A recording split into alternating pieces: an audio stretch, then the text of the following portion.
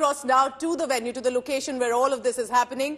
Joining us, our managing editor, Gaurav Sawant, from the venue, from the Bharat Mandapam. Gaurav, do tell us the significance of the declaration that has reached a consensus, because there were many critics who were actually saying that this could be an unprecedented moment, there would be no consensus, but India has achieved it. Well, Bharat indeed has. And moments from now, the External Affairs Minister, Dr. S. Jaishankar, India's Sherpa Amitabh Kant, the G20 coordinator, Harshvardhan Shringla, they'll all be here in this hall of Bharat Mandapam. And moments from now, they'll be in, and very shortly there will be a press conference. And look at these images. Well, they seem to be coming in, and I'll show you these images just now. This is the Indian team which is gradually coming in. Okay, the bureaucrats, the diplomats are coming in right now. Just in a while, we will see. Oh, there you see External Affairs Minister Dr. S. Jaishankar, Finance Minister Nirmala Sitharaman. You also have Amitabh Kant, the G20 Sherpa coming. The officials, the entire Sherpa team with them. These are the diplomats. These are the diplomats who've burnt the midnight oil. And for a year, okay, I can also see Foreign Secretary Vinay Quatra walking in. There will be a press conference just moments from now, and we shall actually see how what many were describing as the impossible has actually been achieved here at Bharat's G20.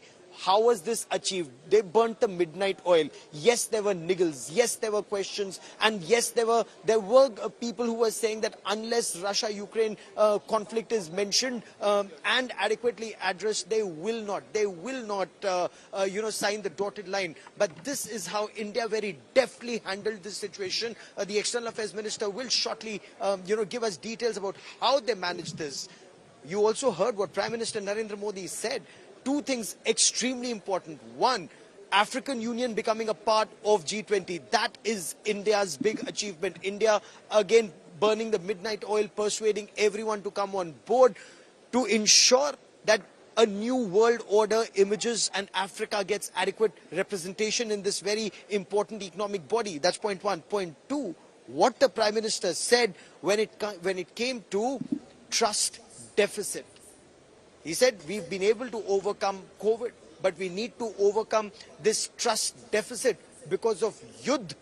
Yudh was a statement, a word that was used. And the moment the Prime Minister of India said that, the aim was achieved. So I'll once again toss it back to you in the studio, because moments from now, we will now be hearing the External Affairs Minister. I know you'll have to go in for that press conference, Gaurav. So we'll let you go. I want to take this across to Maushmi Singh. She's got with her spokesperson of the South African president. I'm going to quickly hand it over to you, Maushmi, for those updates of what South Africa has to say about the Delhi Declaration. Right, so it's a big moment for India and big moment for all the G20 members, and we are joined by Vincent Magwenya, who's the spokesperson for the South African president. Welcome on India Today, sir. A big day. The Prime Minister of India just announced that there's an attempt to build consensus over the Delhi Declaration, and general consensus. Leaders agree to the Delhi Declaration. How do you respond? Well, we were always confident that the summit will reach consensus on its declaration. We referenced last year's experience in Bali, where we were confronted by similar issues.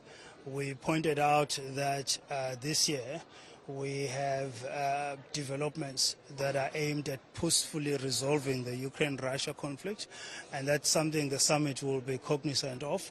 And so we were confident that this summit will reach consensus on the declaration like it did last year in Bali. Right. And how do you respond to the fact, sir, that it's a historic moment for the African Union as well? Them being added to the G20 gives tremendous boost to the entire forum. Yes, it does. We are delighted at that development. I would like to congratulate and applaud Prime Minister Modi for the leadership he has demonstrated in ensuring that this summit is inclusive. For formulating and defining this summit around the inclusion of the Global South, and ultimately ensuring that the African Union, which represents more than 1.4 billion people, is a full participant in the G20 as a member, and so it's a delightful development, one that has set a standard for future summits.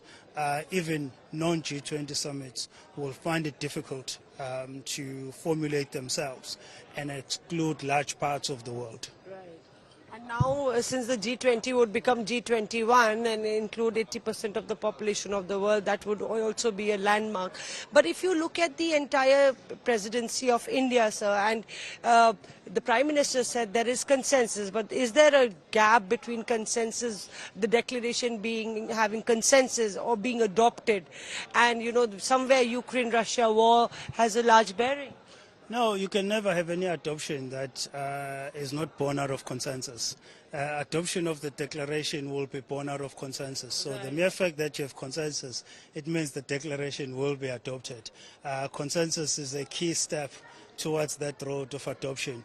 And so it confirms our sentiment from the onset that we were reasonably confident that the summit declaration was going to be adopted with a degree of consensus. And so we're there exactly. This has been an extremely successful summit, well organized. Okay. All right, Moushumi, we'll come back to you, but thanks very much for getting us that particular reaction. You can see that all of them, of course, are talking about the two big headlines, about the Delhi Declaration and, of course, the African Union becoming a permanent member of the G20. And this was a big highlight, Akshita, isn't it? Just beginning of the summit in African Union, which was much about speculation whether it will be accepted into G20 has happened. Let's go to the guests for a perspective as well. And since morning, and joining us here in the studio, Ambassador Rajiv Dogra, Ambassador Ashok Sajjanar continue to be with us with wide expertise. Also former diplomat joining me, Bhaswati Mukherjee. And we'll take this perspective from each one of you because you'll have experience to bank this on. Ambassador Sajjanar, let's begin with the African Union, the manner in which, very respectfully, the Foreign Affairs Minister went and brought in the one representing the African Union, and there was a hug. There was clearly a sort of friendship that was reflected as voice of Global South that India or Bharat is attempting to become, and of course in the manner in which, as Akshita also said, a Vishwaguru but also a Vishwamitra. But were you surprised that the African Union inclusion actually happened, in fact, right at the start, not waiting for the summit to end? Yeah, that did come as a surprise, meaning I think it was more or less expected that African Union would become a member during the course of this, but then there were also some doubts and some apprehensions that had been expressed in certain quarters that some countries, and let me not name, or one country, might wish to sort of delay it, defer it, so that India does not get the glory, India does not get the credit for bringing African Union into the fold. But I think the manner in which Prime Minister Modi played it, he played it very deftly, he played it very well right at the beginning. And I think he left gave opportunity, but little opportunity to anyone to be able to object. And so it was, right at the beginning. And this is what gave a very positive bounce, what a very positive start as far as the summit is concerned. And you are very right, Dr. S. Jaishankar, he walked up to the the president of Comoros and escorted him and brought him to the chair of the African Union. So I think this is a phenomenal achievement as far as India is concerned, expected, but the manner in which it has been done and it has come, I think truly a feather in the cap of India. I think we started off with a big bang headline, which was great. Ambassador Dogra, let's talk about the Delhi Declaration and how that sailed through. There's a word that's constantly used, and it's been used for the last many years, Modi diplomacy. Is this the result of that Modi diplomacy? Is that what we've seen today with Delhi Declaration going through? Well, what a fine day it has turned out to be. Very true. No one expected declaration to be adopted when there was still one day left. In fact, the general expectation was that today everyone will be working till, let's say, 5 o'clock in the morning tomorrow, and still there might not be any declaration. Were you suspecting it won't happen? I'll come to that. Yeah. Diplomats never expect nothing to happen. But all credit to India, all credit to the world that this has happened, because it's a small beginning maybe in the global affairs, but this is certainly a step forward when everything else seems to be in a troubled state, be it the earthquake in Morocco or the happenings in Ukraine or generally the state of economy in the world. The second thing is all credit also to the Prime Minister for his vision, for his persistence, not only on the declaration as such, which was the summit of everything, but also on African Union, where, as my colleague Ashok said, he had been advocating African Union's membership for the last many weeks. So he had been bringing it out as an issue that he wanted flagged and wanted to be accepted. So credit to the Prime Minister, credit also to the Sherpa, who's worked very hard on it, and credit also to the team of Indian diplomats. After all, diplomacy is about making impossible possible. And this is one example of it. And not once but twice that's happened today in some way. Let's also take a view from diplomat Bhaswati Mukherjee. Ma'am, you tell us, from your experience, how difficult is it usually to get 20 nations, and some of them are literally superpowers, to get them together to reach a consensus, whether it's about the inclusion of African Union or it is about the Delhi Declaration as well. How difficult can it be, and to ensure that happens right at the start of the summit? Well, first of all, I wanted to say that today is India's day. It's a victory for the nation. It's a victory for the Prime Minister, for the External Affairs Minister, for the Sherpa, and for the entire Indian team. As far as the membership of the African Union is concerned, we did get a hint about it at the Sherpa press conference yesterday. The diplomats had burnt the midnight oil to ensure that this morning the African Union would be escorted to their place with honor, as indeed happened.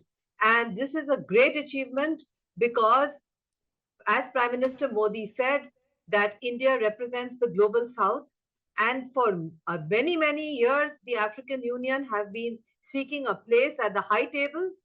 And this was done under India's presidency. As far as Vasudhaiva Kutumbakam is concerned,